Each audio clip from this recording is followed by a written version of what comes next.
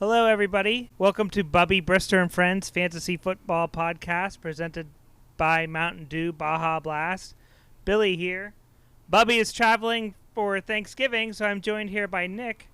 Nick, Jason Kelce is set to host a late-night talk show this January on ESPN. So on a scale of Magic Johnson to David Letterman, how bad is this talk show going to be? Ooh. All right, so from Magic Johnson to David Letterman, how bad could it be? I think, so is he hosting it? Will there be give me a little more about this show. What's a little more about this? What else? All right. It's going to be filmed in front of a live studio audience at Union Theater in Philadelphia. Okay. It's going to be on ESPN Plus. It's going to be on Jason Kelce's YouTube channel as well as the ESPN YouTube channel. And it's going to be a variety show. You popping up there? It's going to be a variety show, yeah, like a variety comedy show? Okay. Yeah. He's not really funny. Yeah, like a traditional talk show. I think if between those two, I think he'll slide into that sports. He'll be a sports Bill Maher. He'd be more of a sports Bill Maher type person. Will be he'll give straight takes, nothing super hot, you know what I mean? But he won't mind blow you because he doesn't have a super personality. He's very much he'd be more of a morning talk show host to me. It'd be like when you saw Greenberg and the other guy, when they had Mike and Mike in the morning. Yeah, Mike Golick. He has that Mike Golick humor. You know what I mean? So I think that's more of that. I mean, that's my opinion. Most of I've seen them doing is their podcast, them brothers talking about football. You know what I mean? So, do you ever listen to their podcasts? Not really. I see clips on it online. See, I've never listened to it, and I've never watched clips. But from what I understand, my sister-in-law really likes it, and I don't think she likes football. I could be wrong, but I mean, I would bet hundreds of dollars that she doesn't. What brings her to this? What brings her to listen to Jason Kelce? Maybe Taylor Swift did. I don't even know. Oh no. But she is a huge fan. I know that, or was a regular listener at one time. I don't know if she's currently listening, but. Yeah, she's a fan of the show. I've never... Okay. The Mike Golick comparison was very good. Because that is the vibes he's giving off. Also a former Eagle, Mike Golick. Yeah. So that's what it feels like. You know what I mean? He's filling that void that Mike Golick isn't giving me anymore when I used to live in Mike and Mike in the morning. So, I'm quietly optimistic, but I feel like between Magic Johnson to David Letterman, he's more of that Bill Maher. He'll have his supporters, his hardcore people who listen to him. You know what I mean? So some people won't like him at all. You know what I mean? And he'll do a little something. ESPN2's trying to do something. He seems likable, but I hate that he apologized for smashing that fan's cell phone. He was totally justified smashing that guy's cell phone. It's totally justified. That'd have been a badass move. He just smashed the phone and kept walking yep, and kept walking. Yeah, asshole. Kept walking. I'm sure he apologized on the recommendation of his agents and whoever else. You're too close to close this deal. You're too close to closing this deal with ESPN. I need you to clean this up. You know what I mean? It's Disney. I remember watching one of those stupid New Year's Eve shows. This is a years ago. I don't even know how many. Close to 10 years ago, probably. And Natasha Leggero, you know her, the comedian? Yeah, she's tiny. Yeah. Her husband's a comedian, too. Yeah, her husband is Moshe Kasher. She told a joke on the New Year's Eve thing. People got offended. They should have known better. You have Natasha up there. Yeah, they demanded she apologize, and then she came out and she's like, I'm not apologizing. She said, if I apologize, it'll be fake, and I'm not. And I thought that was the coolest shit, because I'm sure the network and some agents were like, hey, just say you're sorry. And she's like, no, this is what I do. You hired me to do what I do, and I did what I did. Yeah, that's what I do. Right, this is what I do. Yes, I say raunchy ass jokes. This is my career. It's what I do. I mean, Yes, when you said Natasha, I knew exactly who you talk about, and she's a raunchy. It's like, was it that Glazer, Nikki Glazer? Mm-hmm. Prime had Nikki Glazer on there and had Nikki Glazer tell some jokes. Yeah, she's going to take it there. You know why? Because that's what she does. That's how she got on your radar anyway, to get hired to be put in a position that you put her in. So why? I just hate that he yeah. I was bummed when Jason Kelce apologized. He's not a comedian, so I guess he would have to apologize. Be like, all right, I'm going to do this. But if you're a comedian, you don't apologize. It's like the comedian that did that stuff, the racial stuff, at Trump's rally. He didn't apologize. Hinchcliffe, it's what he does. It's what he does. You know what I mean? It's just Bill Burr has never apologized for any joke he's given. You know what I mean? If anything, usually he'll like later on talk about the outrage, like, oh, you guys be mad about what I say now? You know what I mean? Like, that's who he is. And we will continue loving you because of it. Yeah, it seems like you get more out of standing up for yourself and not apologizing than apologizing. Yeah, don't apologize, man. Don't do it. Last thing on Jason Kelce, did you know he has a Christmas album coming out this week? He has a Christmas what? A Christmas album coming out. But when I tell you what I'm going to say next, it's going to blow your mind even more than that.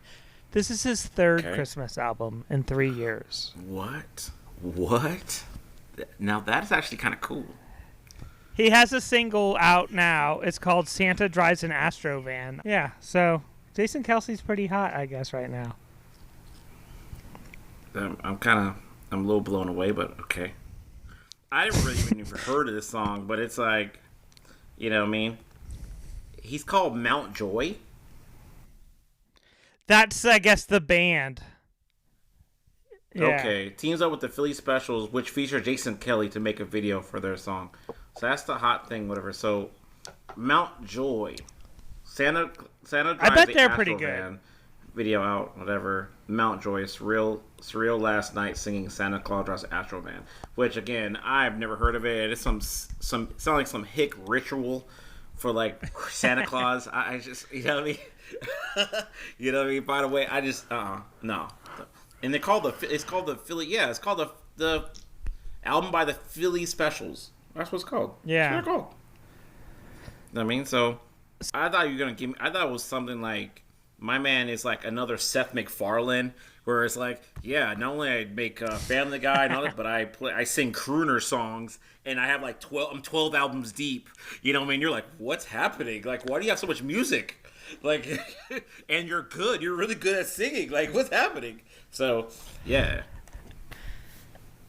Yeah, this stuff blew my mind. He's raised $4.25 million for Philadelphia charities with this Christmas stuff, but that's enough Jason Kelce. I didn't realize he's like a multi-hyphenate singer, comedian, host, football player, podcaster. You know, when they say the offensive linemen are super talented, I mean, we really got to pay attention and give the respect to the offensive linemen that they deserve. You know what I mean? They have to keep the weight on. They have to block. They have to do all this. But then they're great piano players. They do backflips in the pools. They jump out of pools straight onto the cement like 300-some pounds. I mean, they're dancing bears. They do it. Yeah, it's crazy when they lose that weight after playing. Yeah, if you guys ever want to see a guy lose weight fast, look up Jordan Gross from North Carolina. The Panthers tackle. Retired and within 6. Yeah, he lost almost 150 pounds. Like, he looks like a different person. Alan Faneca, too. He was running, ultra marathons afterwards. Oh, yeah. Alan Faneca lost a lot of weight. Yeah, he looks like a different person, too. All right. Yeah, let's do these box scores. First up on the slate, we got Lionheart versus Fantasy Football Team. Brindle wins this one. It's his third straight victory. He is now 6-6. I am 7-5. I lost 131 to 117. But worse than my loss in this game is my loss of my RB2, Brian Robinson. He had a major ankle injury in this game, and my flex, my Chris Godwin replacement, Josh Downs, is week to week. He's definitely out this week. He had some sort of shoulder injury, and the Colts lost to the Lions this week. I was propped up here from Tony Pollard, Jaden Daniels, and Cooper Kupp, and Jaden Daniels scored 40 points. It was his highest scoring game of the season, but he didn't do anything until about 8 minutes left in the fourth quarter when that game got insanely crazy. Yeah, and you know what? I was going to text you that because I was like, man, it's time for you to sell some stock on Jaden Daniels because he was tanking. It was bad. Going to halftime, he had like nothing. I was going to shoot you a text saying like, man, I don't know about this Jaden Daniels stuff, man. But he came through. Yeah, I mean, he threw a dime of pass to Scary Terry. The Commanders losing that game shouldn't have happened. But I mean, that's why we play the games, I guess, because it turned to a missed field goal to a kick return, and it was like now the game's over. You're like, that's just the most commander way of losing. My body physically hurt after that game from screaming from Terry running wild, and then the missed extra point. You could tell the snap was bad, and you could see it right away. You're like, oh no, and he Seibert hadn't played in 2 weeks. He had missed a couple kicks already in that game. And, yeah, that was probably the toughest I've taken a Commanders/football team/Redskins loss maybe ever, to be honest. Because I never had hopes for them before until this season. Even, like the Patriots, not the Patriots, when the Commanders played the Bucks in the playoff game a couple years ago, the COVID year, and they almost beat Tom Brady with Heineke. Like, I never expected them to win, so when that loss happened, it wasn't devastating. It was like, oh, my God, they hung tough with Tom Brady for, 3.5 quarters. But, man, what kind of sucks is you had an avenue to win. Pittsburgh head coach losing sucks for you there. And, if you started Justice Hill maybe over Robinson or Downs, but you wouldn't have started over Robinson. So maybe over Downs, you probably would have had a win there. Tyreek Hill, I'm officially concerned. So. I knew I bought him with some baggage in that trade, but Tua has been back for about a month now, and he's still not putting up Tyreek Hill-like numbers. He's been banged up. He's been missing practices this year. So either he lost a step or he's hurt. Either way, I don't think it's going to get right this season. I think he's hurt, and he's playing through the injury. Waddle finally had a game of games for himself. Yeah. This week as well. So somebody has to eat, I guess. Yeah, A-Chain and Waddle's eating, so it's just too many mouths to feed. For Lionheart, Jared Goff, man, he's kind of cooling off. Detroit doing so. That's the case. When your team is doing so good that they tend to cool off. They don't do as somebody takes a hit somewhere. Jay Gibbs is really dominating the carries over Montgomery. J-Mo, he's getting his catches here and there, but they're not. It's nothing fantastic to write home about. Yeah, J-Mo, he's giving him a nice sturdy floor in his wide receiver 2/flex spot because Malik Neighbors has come back down to earth, and now he doesn't have a quarterback. This was a good win for Brindle, his third in a row. Montgomery and Gibbs became the first pair of teammates to each have at least 10 rushing touchdowns in multiple seasons. So he's riding that power duo down the stretch. And then Puka Nacua, another big game in his return. Yeah, Puka and Kupp actually both scored 20, so that's pretty interesting. That's called passing the ball around, fancy-wise. Concerning, though, on the side note, is Quentin Johnston, who has 0 points. He had like 5 targets, and he caught none of the catches, and like 3 of them hit him in the hands. So it's like, it's really tough. Yeah, he has 2 catches on 13 targets in the last 2 weeks. I even though he'd been kind of on the upswing recently, I really wasn't buying him. Yeah, he just doesn't got it. I'm very concerned for my prospects without Robinson and Downs. Like that might be fork territory for me, to be honest. I don't have anybody on my bench who can replace them. And Valdez Scantling might give you some points in the flex position, but yeah. He's such a dart, though. He has been his whole career. On to the next game, New Day Co-Hop versus Smash Hawk. Smash Hawk's third loss in a row. He's down to 6-6. New Day's second win in a row. He improves to 6-6. Smash Hawk had a very good week, but he just wasn't enough. He lost 152 to 145. Drake May started for New Day Co-op because he didn't have Kirk Cousins, who was on a bye week. Josh Jacobs, 3 touchdowns. He did the Lambeau Leap 3 times in this game, 38 points. That's huge. Yeah, huge. Major. He did some heavy lifting for his team right there. McBride, even though the Cardinals was hot garbage this past Sunday, McBride was eating with 12 catches for 133. Definitely there. And then his fantasy special teams came through pretty well, even though he didn't start a head coach. Did neither one of them start a head coach? Like, what's happening? Yeah, it looks like no head coaches in this game. Yeah, no, I was like looking at him like, that's weird. It's not showing the head coaches. No head coaches, but he still scored almost 30 on fantasy special teams, which definitely helps out the fact Christian Watson gave him 0 points. So he had to start him because Shakur, who's usually his flex, was on bye. Yeah, Watson's an interesting flex play. He had 4 catches for 150 yards last week and then 0 catches on 3 targets this week. I drafted him. I had high hopes for him this year. Zay Flowers, double digits again. He is the 10th ranked receiver. He hasn't really made any noise the last 3 weeks, but 11 points, you'll take it. He needed them all this week. Yeah, Zay Flowers' routes were really interesting. In the Monday Night Football game, I watched a little bit of it. He'll catch maybe a 10-yard pass, and he'll take that 10-yard pass 30 yards. He'll run left to right or right to left. That's what he does. So it's definitely a different dynamic. With Bateman goes north-south, and then Zay Flowers goes east-west. So it's you have to really watch out for them like that. So the Baltimore Ravens definitely got an interesting offense with them. Smash Hawk got 41 points from Tua, 317 yards passing, 4 touchdowns. Tua improved to 7-0 in his career against the Patriots. Kyren Williams scored another touchdown. His first since week 7, which is crazy. He had scored a touchdown every week from weeks 1 through 7 and then went 4 weeks in a row without a touchdown and finally got back in the end zone this week. And then a very interesting play in his RB2 spot, Amir Abdullah got the rare fantasy start and scored a touchdown. He scored 18 points. Yeah, he got the start over Kamara being out on a bye this week.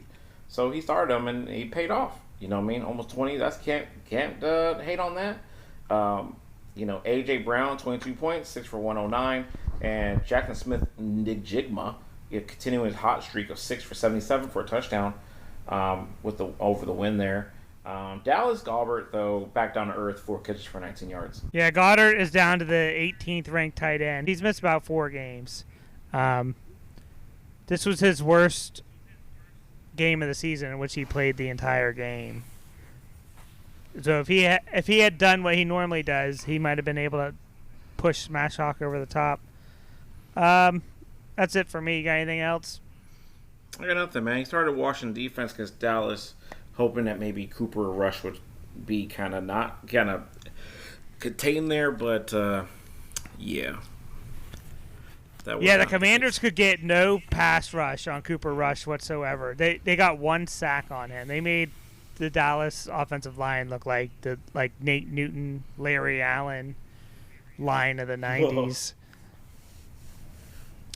Next one is Zug auf Springen, formerly known as Boy Scout Trombones, versus Spawn. 126-98 to Spawn victories, 4th win in a row. This loss sends Jones down bad. He could have got to 6-6 and couldn't pull it off. He didn't play a head coach either. Rob played the Ravens head coach on Monday when he didn't need to, so he was padding his points. Ramondre Stevenson, 13 yards on 8 carries, 5 points, no catches on 2 targets. That's a big reason why he lost. And then Njoku, 1 catch for 9 yards on 5 targets, 3 points. In the snow game. Yeah. It was a snow game. And another thing is Kansas City defense giving them 27 points to the Panthers, which, that's the Panthers' highest scoring game of the season against the foreseeable, team that's gonna play the Super Bowl here, which is definitely a tough it's tough out. You know what I mean? You would think you would just get 10. You know what I mean? You think there would be a road of winning here because Stevenson should just score 5 points. In the Kansas City defense should at least give you more than 2 points. He does have Chase McLaughlin as kicker. I did have a waiver claim for Chase McLaughlin. I guess he got him over him. A bunch of people did. I was like, damn, man. My man Chase. But he had a road to winning, though. He had a road to win this game. He has Michael Pittman Jr., who's been quiet the last couple weeks. He actually had a pretty good game since 96 last game. And he's the Minnesota head coach. That's 25 points on his bench. Just wait. Bold move playing Bo Nix over Jalen Hurts. Very bold. You know what I mean? He thought that, he was right, though. Bo Nix has been very hot of late. Yeah. Bo Nix has been been hotter than Jalen Hurts, doing what Jalen Hurts typically does, running, throwing deep, you know what I mean? Cortland Sutton caught a really difficult catch, as he always does. The already lapped father, blah, blah, blah. He started James Winston. We just call him Spawn.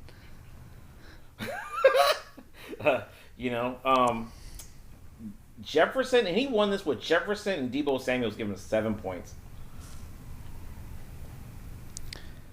Yeah, totally propped up by 20 from George Kittle, 6 catches, 82 yards, and a touchdown, and an embarrassing loss to the Packers.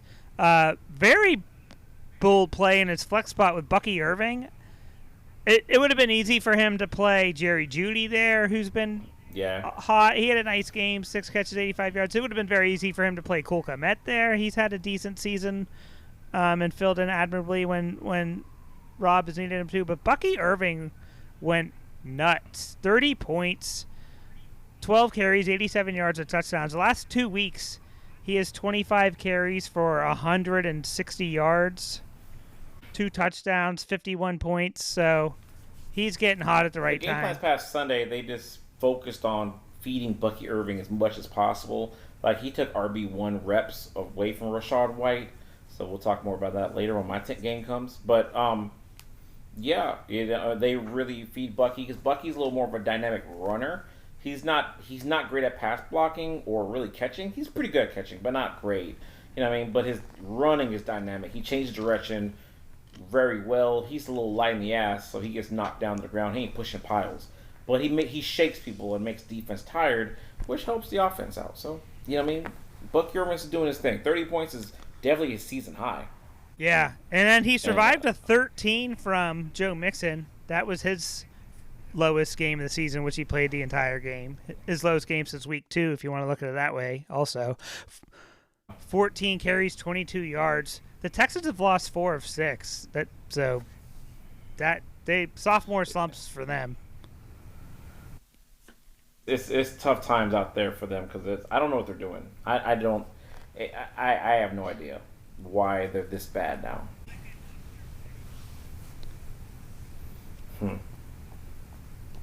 It's tough. You know what I mean? Tough. You know what I mean? Plus, he like I said, his fantasy special teams helped him out with over 20-some points there, where he only had 7 on his side. So that's definitely the matchup that's makes a difference there when you're trying to win these games. Yeah, for sure. Next one, we got Stealing the Wins versus Renegades of Funk.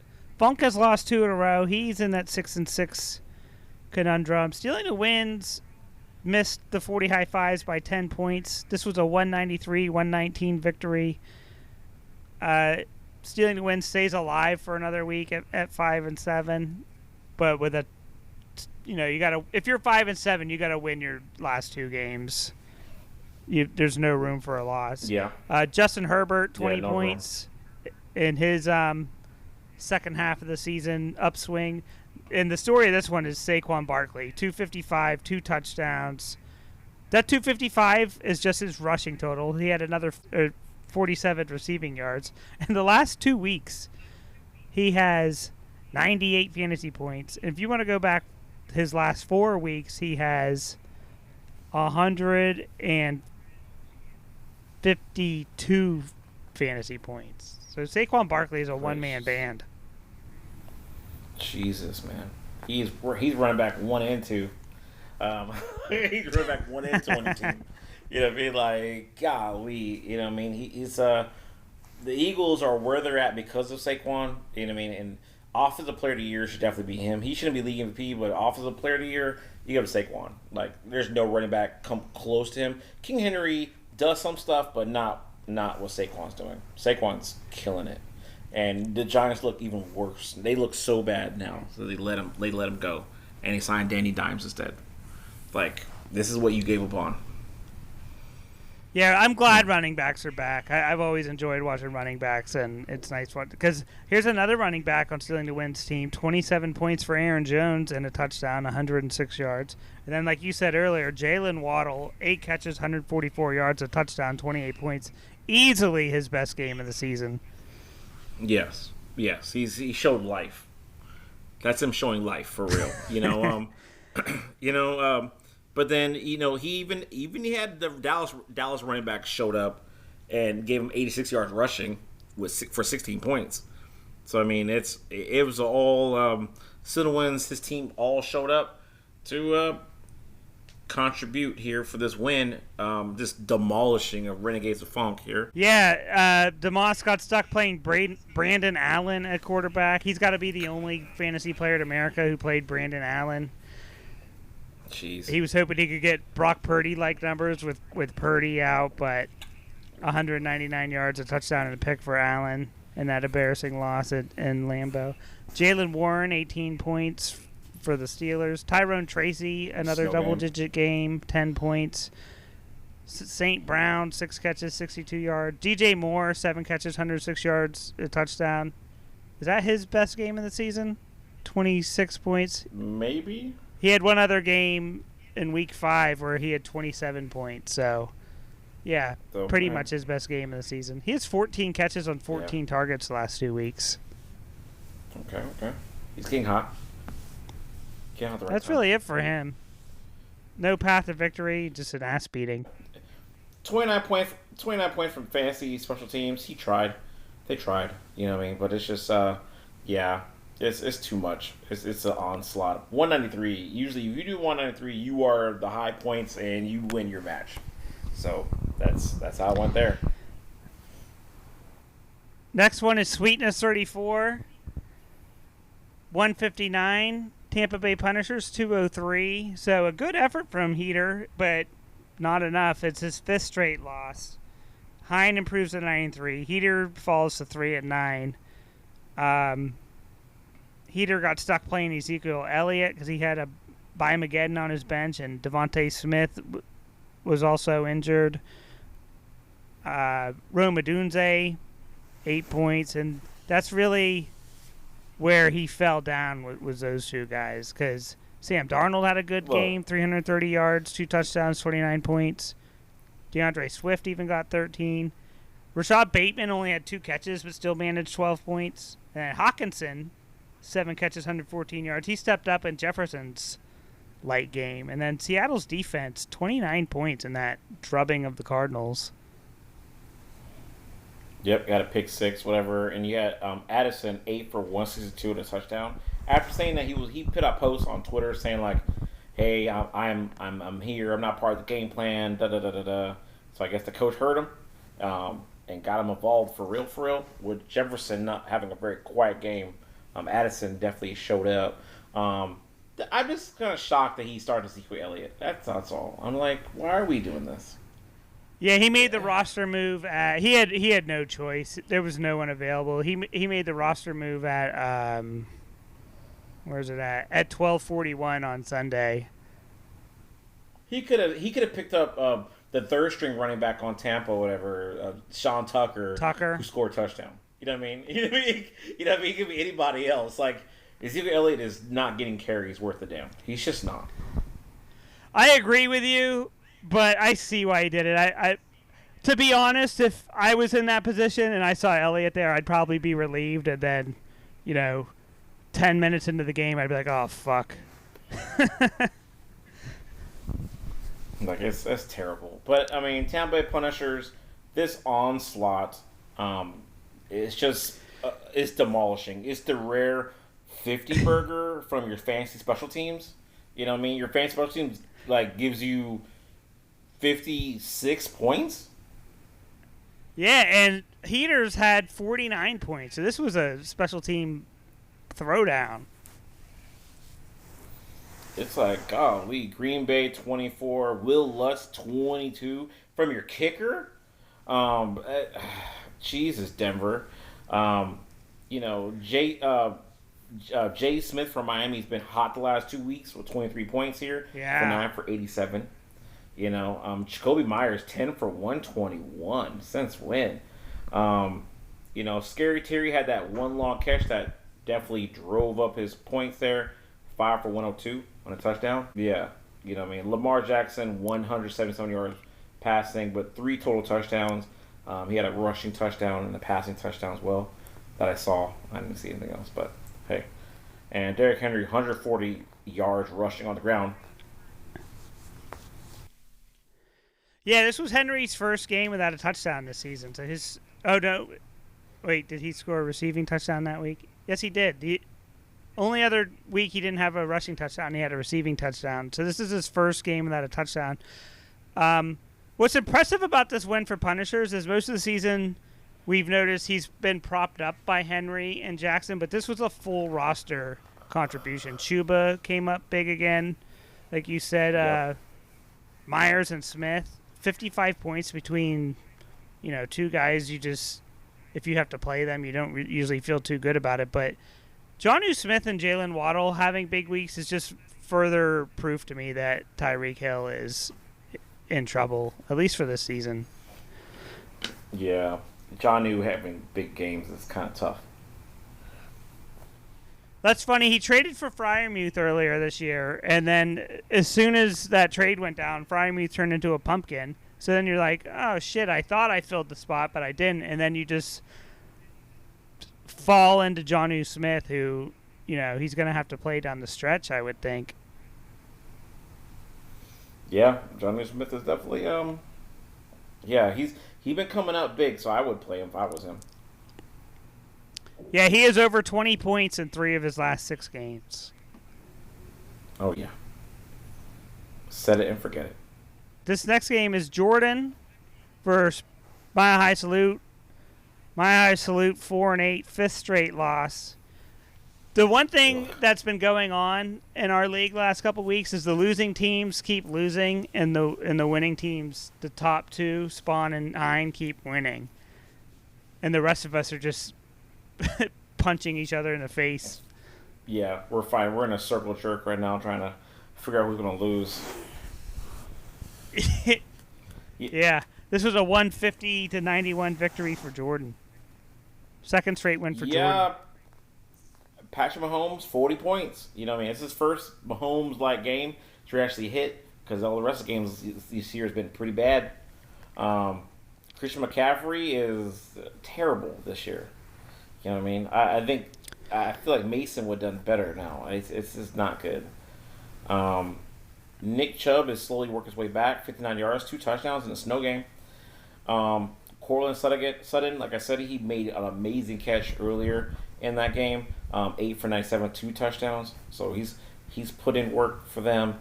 And Travis Kelce, 6 for 62. But the 2 of the touchdowns went to the backup tight end, which is weird, but it happens. Yeah, so Mahomes has 10 touchdowns in his last 4 games. But Noah Gray, Kelce's backup tight end,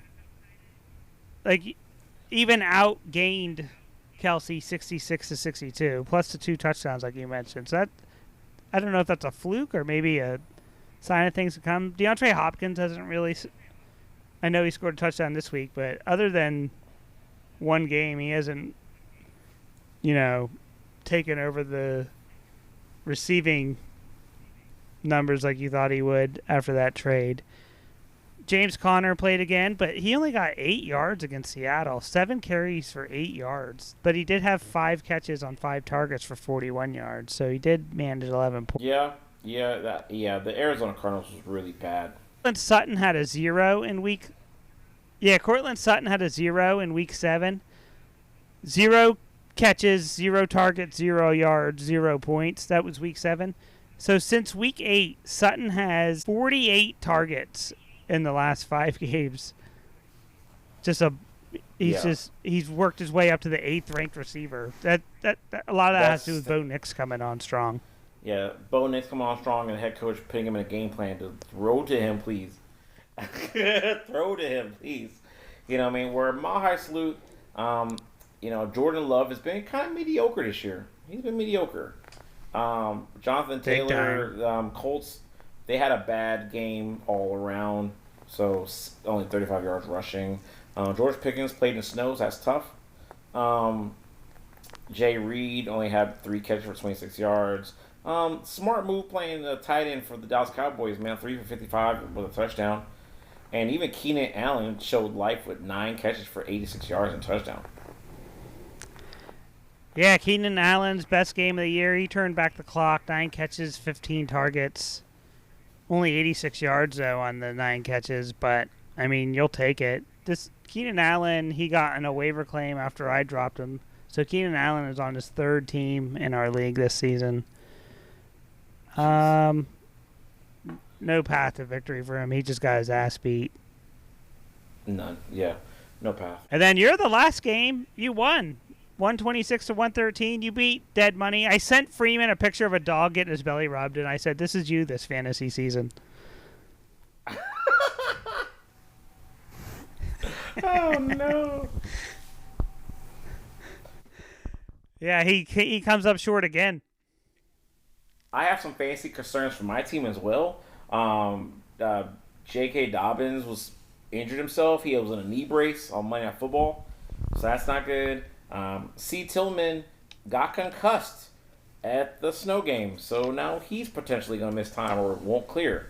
So now I got more. And then the Kansas City other running back for Kansas City, they're back now, so they're going to split carries. So now, yes, I'm losing my number 1 running back and number 2. And then, oh yeah, by the way, Rashard White used to be running back 1, now he's running back 2 on Tampa.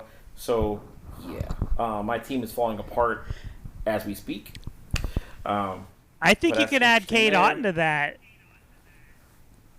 Yeah, Cade Otton's coming back down to earth a bit because they're trying to get wide receivers a little more involved. They're really trying to do that, but he dropped a clean pass last game too. It was going over the middle for like maybe 15 yards would have helped a little bit. But my fantasy special teams gave me about 40 points, so that's not bad. You know what I mean? But definitely with Mike Evans coming back, 5 for 68. And there's the obvious chance to try to get him going. Baker Mayfield, 21 points. Yeah, I had Mark Andrews on the bench, which I might start Mark Andrews, and I might start Ridley next game as well, just because they've been coming on hot the last couple of games. So I got to figure that out there. Dead Money. Yeah, you have the bench to withstand your concerns. Because I'm looking at, you got Garrett Wilson on your bench. Like you said, Andrews and Ridley have been picking it up after slow starts. You even have Brian Thomas Jr., who has been having a very nice season, even though he's been slowed down recently. And Demario Douglas even had 11 points on the bench for you. Which is weird. I was like, wow, I kind of picked him up on a whim. So even just for a roster spot and just for that to happen, I'm kind of like, that's okay. But Dead Money here, Kyle Murray, like we said, Kyle Murray just played terrible. So that's what you got here.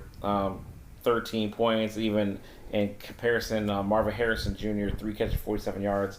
Disappointment. I think that they're just doing a bad job of getting him involved. He's such a good player. For him not to be involved like he is, it's just not happening. Yeah, I think it's just rookie shit. This is why I don't like rookies in fantasy football. One thing interesting that I want to point out is CeeDee Lamb, 10 catches for 67 yards. Didn't I say last week that these catches are high, but he's never going to hit 100 yards? I'm like, there's never going to be 100 yards. It's like you're going to have all these catches, but they're going to be under 100 yards. So it'll be weird. Where you see 10 catches, you're expecting 150 for him, and you think it should be 30 points easy on the board, and it's 16. Yeah, he's been a target monster lately. 17, 12, 10, 12, and 12 his last 5 weeks. When last time, how many times have you hit 100 yards in the last 5 weeks? Once, and that was the first of the 5. That's terrible. See what I'm saying? That's terrible. He hasn't scored a touchdown in 4 weeks, and that one 100-yard game is his only 100-yard game of the season. Yeesh. A-Chain continues his hot streak. A-Chain is just a monster. He's a fancy monster. Like he's I would compare him close to like he's doing Saquon like, you know what I mean? He's Saquon like but catches better. You know what I mean? Catches better. He don't run as good as Saquon, but he catches better than him. Cuz 24 points, 32 yards rushing, but 2 catches and he had all the catching yards. I think the results are in on that trade. I didn't get fleeced, but I don't think I won the trade. Like if you give Freeman I would give me a 7.5, and I would give Freeman like an 8.3 on that trade. Because CeeDee Lamb and Tyreek Hill are dragging down the other guys in that deal. Because CeeDee Lamb, other than a 39-point week 18 and a 22-point week 4, he's never had over 19 points. Other than those 2 weeks, you know, and he had a pathway to victory. Kyle Murray, if he started Matthew Stafford instead, we would have tied 126. You know what I mean? And then it went down to the bench, which we haven't done this year. So it went down to the bench points, which I'd have probably won there. But again, it would have been a lot closer than it should have been. Yeah, you would have won on the bench then, 29-40. You would have won 40 to like 23 on the bench points. And then you were excited to see Jonathan Brooks in his first action. Freeman didn't activate him from the IR, but he did get 2 carries for 7 yards. He did. So we're holding out for the Jonathan Brooks fan club here. Wait to see what he's going to do here. It's interesting that he played Philly defense over the Chicago defense, because sometimes you would have maybe played Chicago defense because Chicago defense is known to be a better defense than Philly. But I mean, 15 points. You know, the Rams didn't score had a lot of yards, so that's why those points is 15. And actually, Jake Elliott actually came through with 13 points for him, big time there on the kicking side. So Baker Mayfield is your quarterback. He's been your quarterback all season.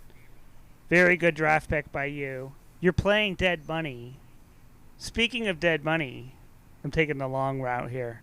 Did you hear about Baker's brother and father embezzling $12 million from him? Yeah, I heard about that. That goes back to like when he was on the Cleveland Browns. That's crazy because it sounds like this came out because Baker and his wife filed a lawsuit against his brother, dad, and their company. The reason for the lawsuit is Baker is claiming that his brother and father never paid them the settlement they agreed to. So it seemed like Baker gave them an out and wanted to keep this out of the press, but then they never settled up. So he was like, fuck, I got to sue my brother and father now. Yeah, I got to do this. Thanks. You know what I mean? I'm trying not to do this, and here we are now. And, yep, I mean, because Baker's not struggled for money. I mean, he signed another big contract. He signed a big contract of his career now.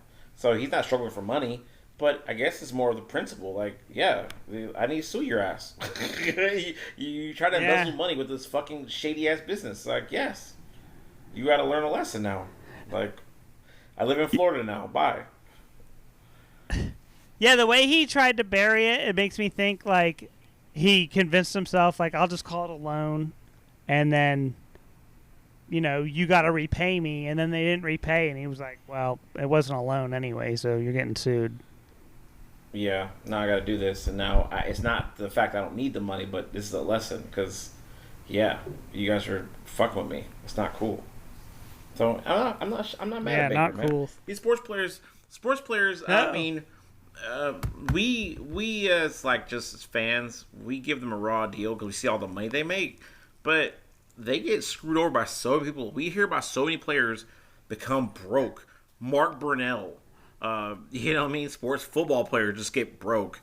You know what I mean? Vince Young, You know what I mean? Just guys that trust their accountants and these deals of like buying land and building this and building that, and then it never gets built, and they don't make no money, then they're broke.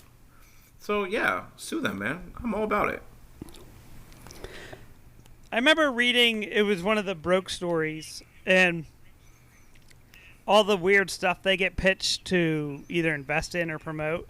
And one of them was some company invented furniture where if your house got flooded, your furniture would float.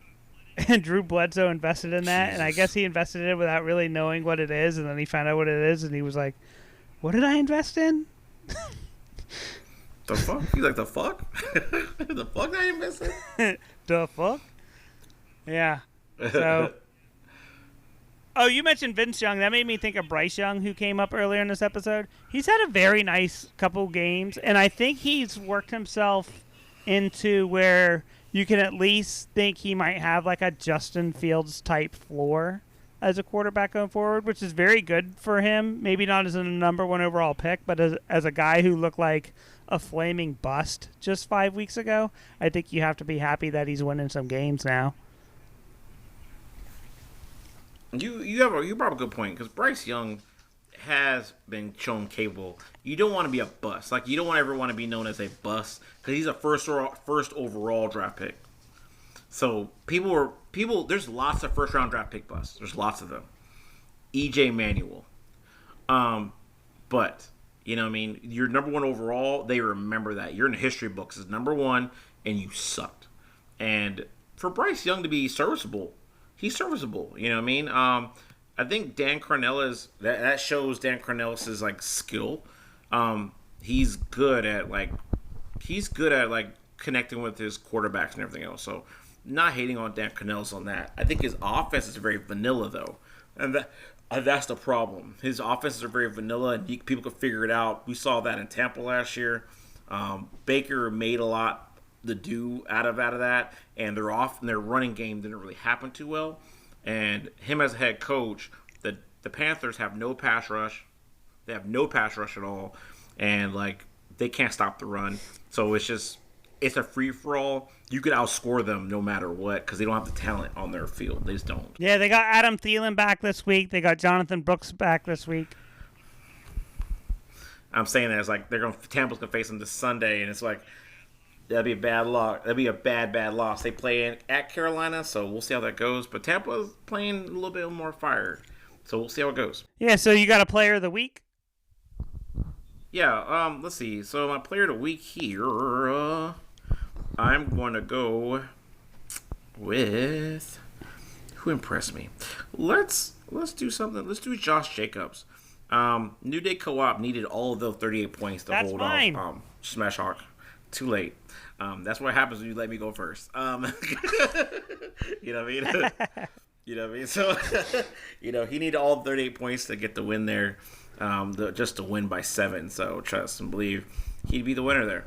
He'll get the MVP this week for me. Yeah, I'll have to ask the intern to go back in the records and see if we've ever had a consensus player of the week before where we both agreed on it. But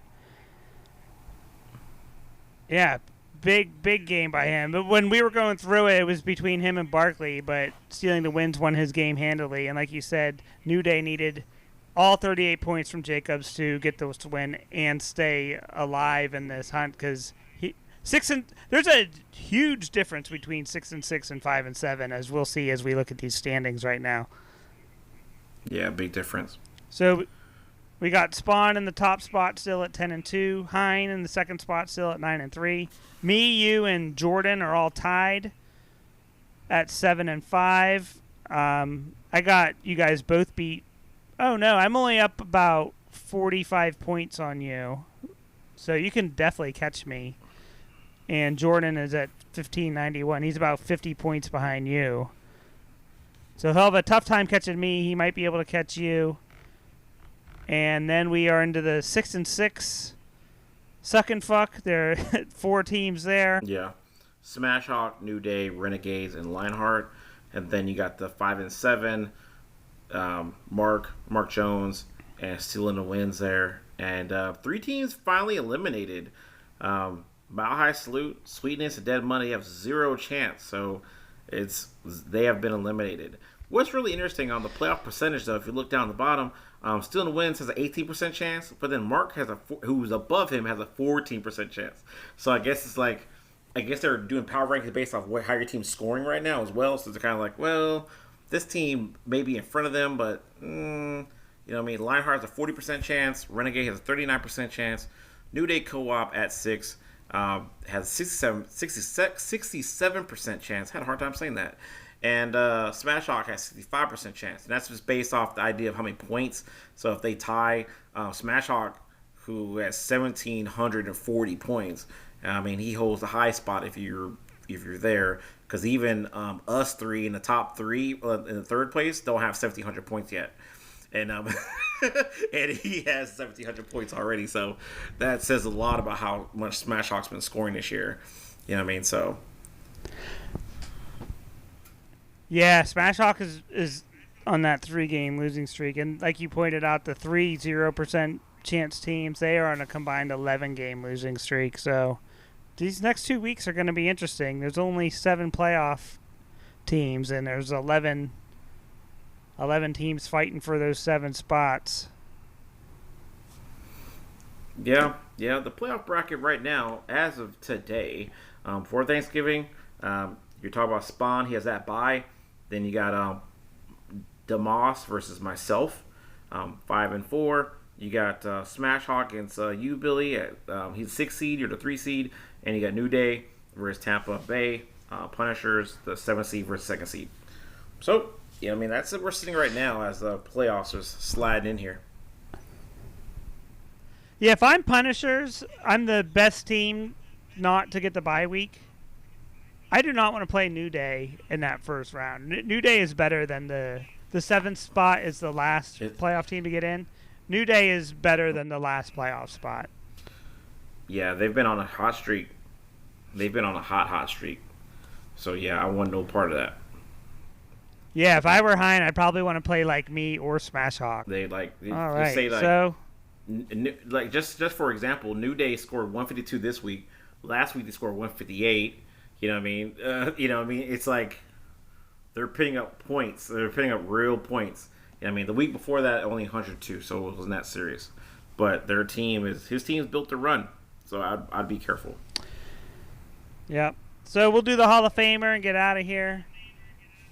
I feel like quarterbacks are a little underrepresented, so I'm going under center this week to induct Mr. Peyton Manning. He is a member of a football family dynasty, the number 1 overall pick in 1998 out of the University of Tennessee, Super Bowl 41 MVP, 5-time NFL MVP, 2-time NFL Offensive Player of the Year, 2012 NFL Comeback Player of the Year, 2005 Walter Payton Man of the Year, 7-time First-Team All-Pro, 3-time Second-Team All-Pro, 14-time Pro Bowler, 3-time passing yards leader, a member of the 2000s All-Decade Team, the NFL 100th Anniversary Team, 2013 SI Sportsman of the Year. He is 3rd all-time with 71,940 passing yards, 3rd all-time with 539 touchdown passes. He is a member of the Pro Football Hall of Fame as well as the College Football Hall of Fame.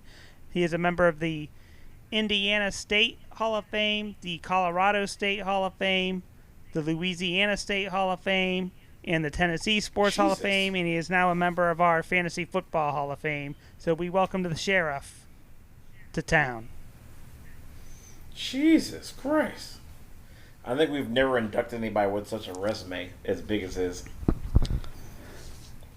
There's a couple guys, like Favre is in there. Yeah, but Peyton Manning's resume is ridiculous. And he's not an asshat. Was it... Fantasy-wise, Peyton Manning was a total difference maker. You went out of your way to grab him. If you were facing him in the other box score, you almost was like, oh, shit, I'm facing Peyton Manning this week. Especially during certain seasons. Payne's guaranteed 30 points a game. He'd be guaranteed 30 with no rushing. It's just straight passing. 3 touchdowns, 2 touchdowns. I mean, he had that one season where he threw for 50 touchdowns. And it was like Brandon Stokely, Marvin Harrison, and what's his name? The other guy from the Miami University. Wes the Welker receiver, too. for his name. No. Well, Wes Welker later in Denver, but when he was on the Colts, I mean, he had Oh, Reggie Wayne. yeah, Reggie Wayne. There it is. And Reggie Wayne, like they all three of them had 1,000 yards receiving that year. It was just you're just. I mean, he was. I think he had the rare time. He did that twice his career. He had 3,000-yard receivers on his team twice. I remember he did that, and he did it in Denver. You know what I mean? It was ridiculous. So he was just a fantasy monster, and he made everybody better around him. Even like no name Pierre Garcon got him into a contract. You know what I mean? So it's you know what I mean? So it's like he's really good, man. And we tip our hat to him. He made Marcus Pollard viable sometimes. He made that Julius Thomas tight end guy have a monster year in Denver one year. What he said? Julius Thomas said in a quote, he said, I love Peyton Manning. Peyton Manning's the reason why my kids go to private school. You know what I mean? He's like, there it is. That's a great quote. That is. My kids go to private school because of Peyton Manning. You know what I mean? He gave me his contract and boom. Because the first Monday Night Football game with Julius Thomas, he had like 3 touchdowns. You're like, who's this guy? You know what I mean? Who's this tight end? Yeah, I remember Brandon drafted him that fantasy season. It was like, how did you know who the hell this is? It's because he's a Bronco fan. Yeah. He had 3 touchdowns. It was like, bro, they did against the Ravens. They smashed them on a Monday Night Football game. Destroyed them. And you're like, Jesus Christ. Scorched earth, Peyton Manning. Yeah, you're right. He probably is the most decorated guy in the Fantasy Hall of Fame now. So the name Peyton Manning legitimizes our Hall of Fame. I couldn't not put him in. Fair enough. I'll you know, I mean, I'm usually against the guys with big names. I use like the smaller name guys. You know, I mean, smaller fancy name guys. Next week I'll pick out a fancy quarterback guy that's smaller name next week. I'll figure that out. But yeah. All right, so that's it. That's it for us. Have a good Thanksgiving. Thanks for listening. We'll see you next week. Yeah. Happy Thanksgiving, guys. Don't eat too much food.